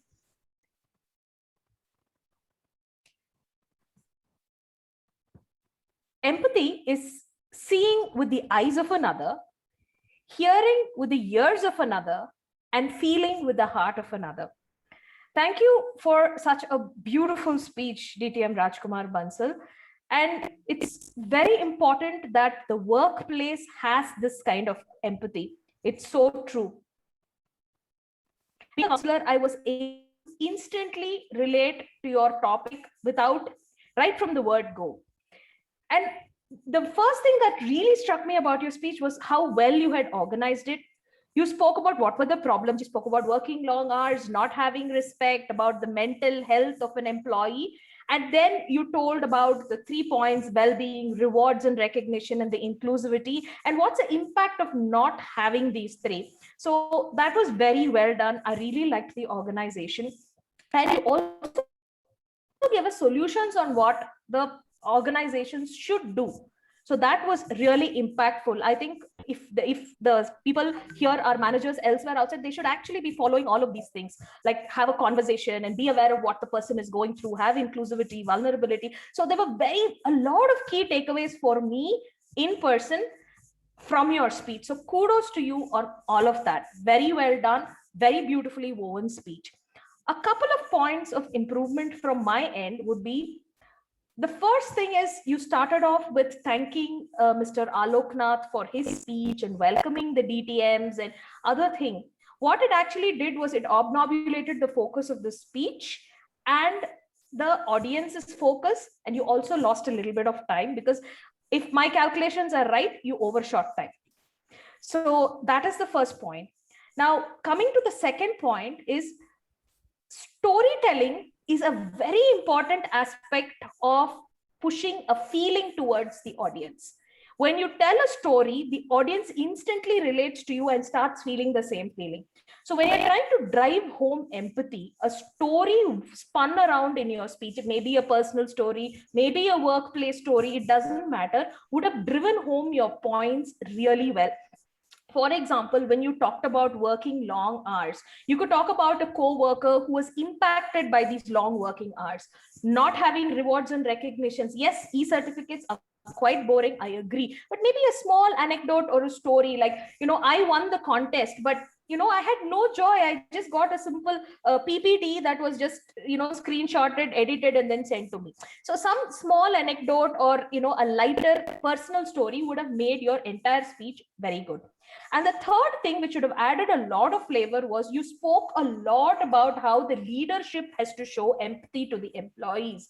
But the reverse is also very important. The employees also need to understand what the managers are going through, because they themselves are humans. And the pressure that sits on their head to complete things is a lot. So I would ask you to touch upon the reverse empathy as well. Apart from that, I loved your speech and I'm looking forward to your next speech. Thank you so much, DTM Rajkumar. And over to you, Karthik. Thank you. Thank you, Sangeeta. Let's hear a big round of applause for Sangeeta. Sangeeta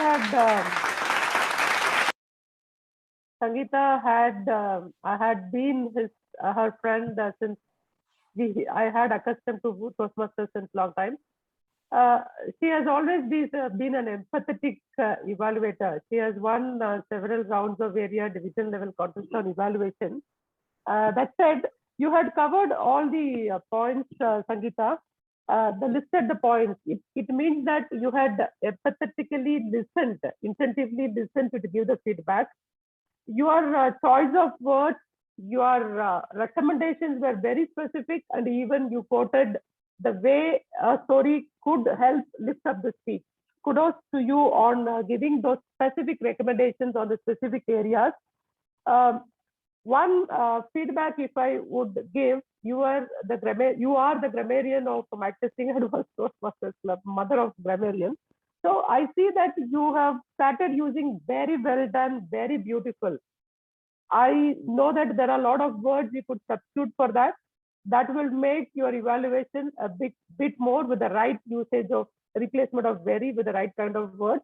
It would uplift the energy of the speaker and motivate them as well. With that, a big round of applause to our evaluator, Sangeeta. Let me, I need to sync up with this virtual applause. Let me call upon the tag team for their report. So I'll start with the timer. Let me call upon the timer to give his report. Thank you, General Evaluator, DTM Karthikeyan. So all the speakers were within that time. Like Rajkumar Bansal, DTM Rajkumar Bansal took 7 minutes 30 seconds, and for table topics, DTM Bibin took 1 minute 53 seconds. Harshini took 2 minutes and 25 seconds. It was, and Karthik took 1 minute and 42 seconds, and DTM Sangeeta took 2 minutes and 17 seconds. And for the evaluation part, DTM Sangeeta took 3 minutes and 16 seconds. So that's it. Over to you, General Evaluator, DTM Karthikeyan. Thanks a lot, Timer. I think you did the job tremendously well. I always say that in this virtual meetings, the problem is getting used to showing the timer cards in this mode. It is really challenging. I have never taken the timer role after it had gone online. So I'm still not comfortable. You did a very good job. And most of the time, this is a thankless job until the speaker really wants to pin up. So that way, it is very good. A big round of applause to the timer. Probably you could use the chat whenever the session gets over, because I see that the other clubs have started using the chat very effectively. Once immediately the session is over, you could put out the timings in the chat so that your timer report could be even more script and it is recordable. Thank you very much. Let's call upon the accounter of the day for the report. Hello, everyone. As the accounter, my job today was very difficult trying to find out the filler words which the DTMs and the other Toastmasters were using. Here are the few which I could get. Toastmaster Mrinal, your main filler word is a. Harshidi, your filler word was a again. Karthik Jain, your filler word was so. DTM Karthikeyan, your main filler word is a. And DTM Sangeeta, during your evaluation, I could count a few filler words of you know. Other than that, DTM Bhupati, DTM Bibin, DTM Rajkumar, and DTM Ayushi, I could not discern any filler words from your role so far. That's it from the accounter. Over to you, General Evaluator Karthikeyan. Thanks a lot, Arun. Let's hear a big round of applause for Arun. Arun, when I had an accountant report on my speech, I think it was in PSN Toastmasters Club, I could name it. So the accountant told there were 74 hours. Okay, I was taken aback. I was the TMOD of that day. So I learned this technique after that. Then I introduced this just to cover myself and save the others from this sort of situation. I told you say 5+. So from that day I was saved, and many other speakers were saved from that sort of feeling. I think today your evaluation was very empathetic, and I really liked the way you presented the report. It was very crisp and it was really motivating. Thanks, and thanks once again. Let me call upon grammarian for the day, Bipin. Bipin to give the grammarian report. Thank you, Master General Evaluator. I had a great time being the grammarian for this particular meeting. There was a generous dose of good usages, and to match them, there was some not so good usages as well. I'll start with the nice ones. So as a speaker, DTM Rajkumar had a few of them. There's enough on the table: empathetic conversations, mindfulness, frailties. Then the general evaluator also had a few of them in introducing several role players as an able and dynamic mother of names. Then Karthik, as a table topic speaker, had the word socialize, which is extremely important. Then DTM Sangeeta was referred to as the mother of grammarians. Ma, your son is proud today. You had quite a few good usages in terms of grammar. In the true sense of the term, strive for excellence, enjoy imperfections, problem is passion, drive home empathy, anecdote, a lot of them which I could not even find due to the high frequency of usages. So there were quite a few of them for the benefit of the audience. In terms of the not so good usages, I would briefly club them under 3 categories. One is for the use of active voice instead of passive voice. So there was a mention of to evaluate speech of DTM Rajkumar. I would rather emphasize the use of evaluate DTM Rajkumar's speech, or you rephrase it in a different way and say to evaluate DTM Rajkumar's speech. I would like to call upon the evaluator. There was another such usage in a speech. I don't recall the entire phrase, but briefly it was something like this: is what brings to the table the reason for empathy. I feel it should have been the main reason for empathy is this, and it brings to the table so and so things. So that makes it active voice rather than passive voice, which is to be avoided in general usage. Then the second category of words would be pronunciation. I noted one pretty glaring one that was in a table topic speech. It was the word obsess, which was pronounced as obsess, I think a couple of times, which can be avoided. There were some other pronunciations which were coming due to an accent. That is also perfectly fine. That can be removed over time. Then the third category is unnecessary words which we use quite often, like I've just used right now, quite often, which can be replaced by alternate words which make the meaning the same without using those unnecessary words which only complicate the meaning. There was a usage called very, very solo. I think the word lonely is enough for that. Then there was third eye opinion, which could have been rephrased as bird's eye view, or second opinion, or an expert opinion. Then there was another usage, which was first reason, which comes to mind. I think first reason was enough, which comes to mind was unnecessary in that point of phrase.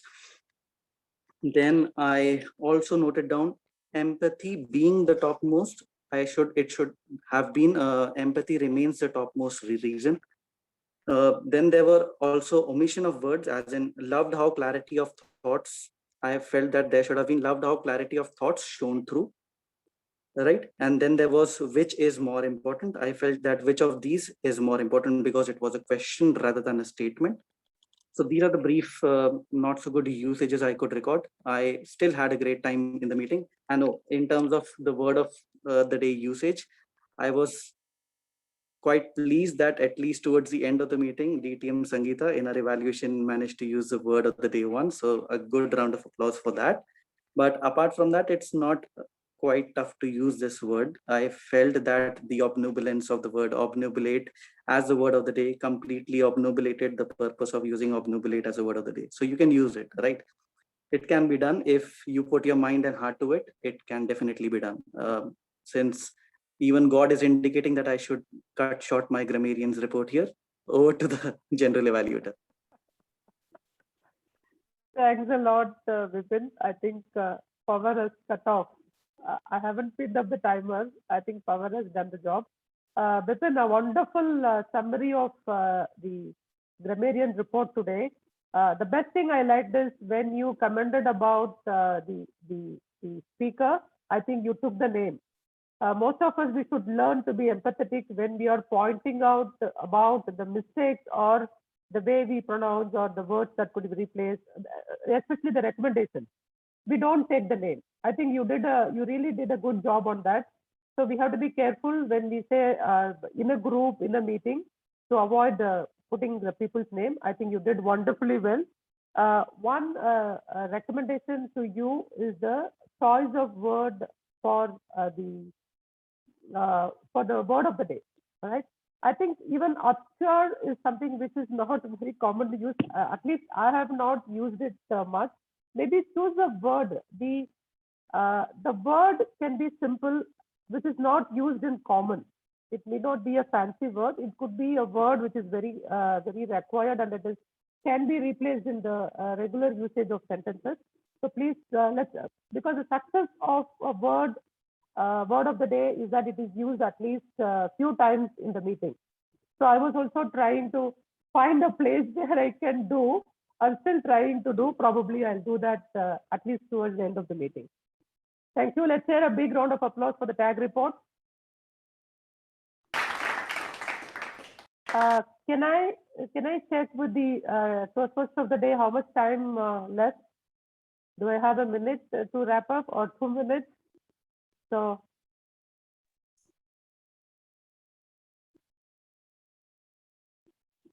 okay, I see a silence. So I will keep speaking until you show the timer card. So just a quick update on the general evaluator report for today. The meeting, the theme, everything was wonderfully done. I think it was timed very well, very apt. And the meeting started at 6:04, I would say. I think with the keynote speaker, it went on very well. And with the question and answer sessions, it went on up to 6:40 or 6:45. I think it was really good. And moving on to the quick summary of our meeting today, it was very neatly organized, I would say, without much technical glitches. Let me start out with there wasn't a presidential address that was formally that we will have. I think it was handed over after the meeting to our Bhupati. That Bhupati introduced the Toastmasters, what is Toastmasters about. I think it was very well done. The only thing, Bhupati, with that excitement, I think you have not handed over the called upon the general evaluators, but you went on with the meeting as in the format of the advanced club.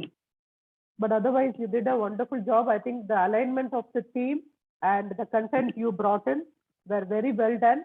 And it was very nice to see you introducing the speakers very comfortably, making them comfortable. It was very aligned, and a good round of applause to our Toastmasters of the day.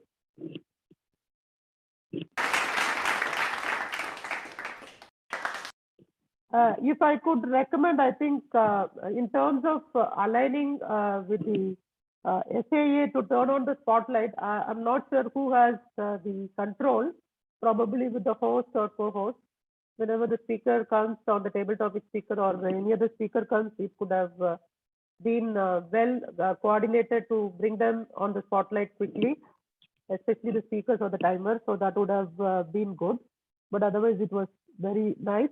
And let me move upon to the TTM of the day. I literally resonate with you, Arishi. I had become more empathetic than I was before joining Toastmasters. I really like the way how you had been welcoming in terms of either introducing the topic or making them confident to pull them to speak. And most of the times you said simple, but in my experience, most of the topics can be simple but not easy to attempt. So your topics were really simple to the word you meant it. And whenever you have starting a table topic master as a table topic master, especially in a bigger crowd, I would always recommend you to make up somebody so that a new guest or Toastmasters will gain that confidence. So it could be one from the club you would have already arranged, because I see that you already lost 10 to 20 seconds of your time in the beginning to make somebody come on the screen and attempt a table topic. So that would be the only recommendation. And it was really awesome in terms of the table topic. And you lived to the word of the theme of the meeting, empathetic, because I see that when the table topic speaker was Harshini was speaking, you are so empathetic and asking whether this topic is good. Is it okay? You can attempt this topic or not.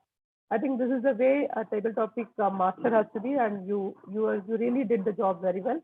A big round of applause to our table topic master. And only one thing that I saw in the chat, I think it was K. Sharma was liking to speak and he wanted to speak, but I think we missed. I think if it is between the co-host and the table topic master, I think we should get coordinated and make sure that people, if you are short of time, we should acknowledge and say that we don't have time, but you should make an acknowledgement and make sure that you have an eye on all the channels so that we don't make them feel that they're alienated or left out. Thanks a lot. And a quick note or two on the table topic speakers. Table topic speaker one, I think getting on to the line of defense as the first person is very difficult. You did wonderfully well. You took up, you talked about your lockdown passion, about the camera. I think it was very well done. You could be a bit more confident in the way you speak because you're already there. You could get that confidence. You got the composure after a minute. It was well done. Table topic speaker two. What an innovation on the 5 passions, and it was listening to a 2-minute quick like a saint or jnani speaking about 5 passions. It was really well done, but it was, I felt it was a little bit of overload of lot of messages. Again, it was otherwise it was very good. Table topic speaker Bipin, is it okay to fail? Awesome narration, but only I felt it was close, abrupt, or you still had around 30 seconds, I think. By orange, you already stopped. I was trying to listen to you more. You could have spoken 1/5 of the time allotted to you, so you could still speak more. Table topic speaker for Are We Responsible for Happiness, Harshini, very confident, organized the thoughts nicely, and the good thing is you're so empathetic. You thanked for the opportunity. It was very well done. You could, if you are not a Toastmaster yet, or if you're a Toastmaster, please continue giving your speeches. And if you are not a Toastmaster, please join. You have a nice thing ahead. And that concludes my evaluation on the general role takers.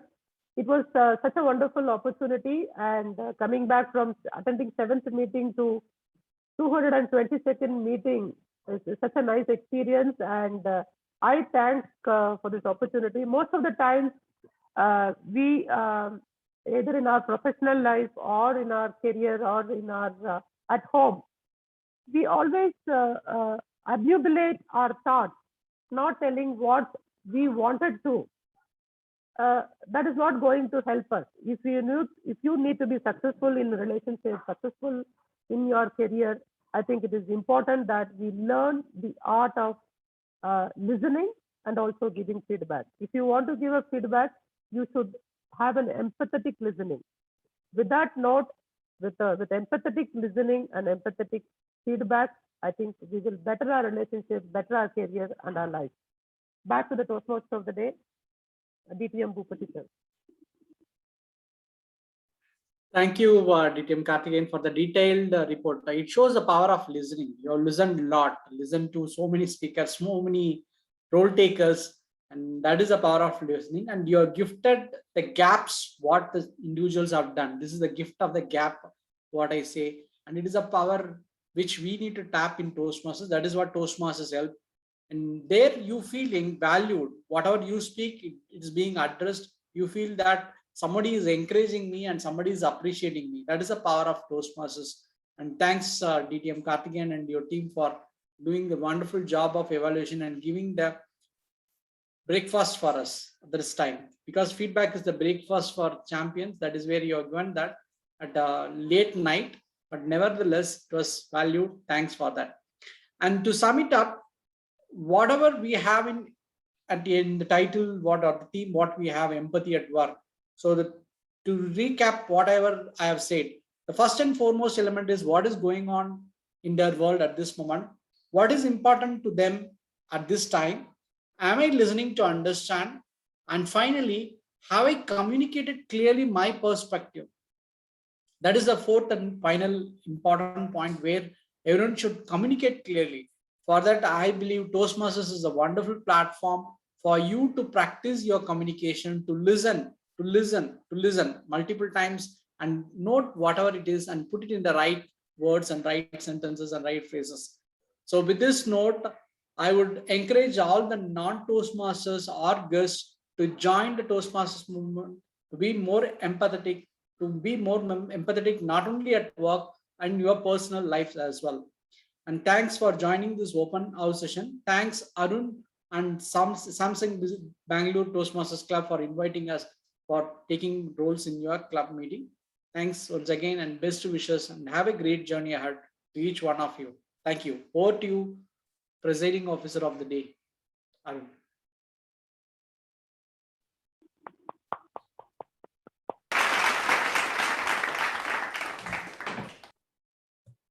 I would request the audience to unmute yourselves and give a huge round of applause to the DTM role takers who conducted this session so well.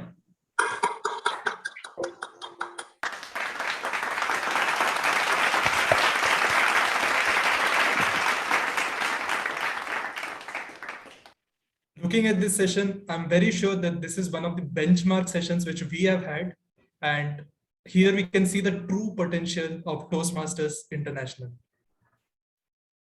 I would also request the audience to give a huge round of applause to Dr. Aloknath, our keynote speaker.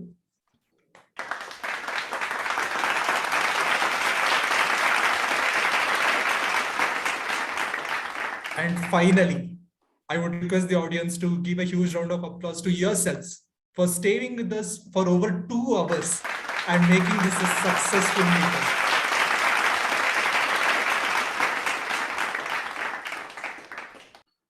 The whole meeting has been a treasure trove of information on empathy. We have heard a lot of renowned speakers speak on this topic, and I'm sure that if you could implement it in your life, you could be empathetic, and being empathetic would increase the happiness of the whole world. And that is what I believe after listening to everyone here today. With that being said, I would be empathetic to you for staying over 2 hours in this meeting, and I would be concluding this session. Thank you all for participating in today's meet. Wish you a safe weekend. Stay home, stay safe. And now with the stroke of virtual gavel, I end today's meet. Thank you.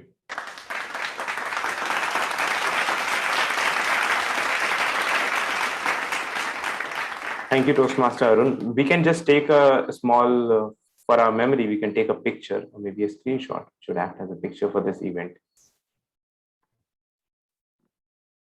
Yes, I know there are very few Toastmasters remaining here, but if you could please come on camera, that would be very great. Yeah, if all of us could come on the channel.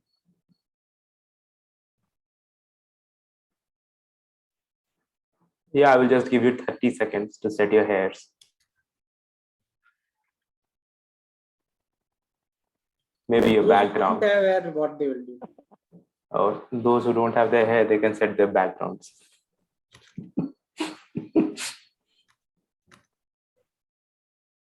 Everyone smile, please. Done.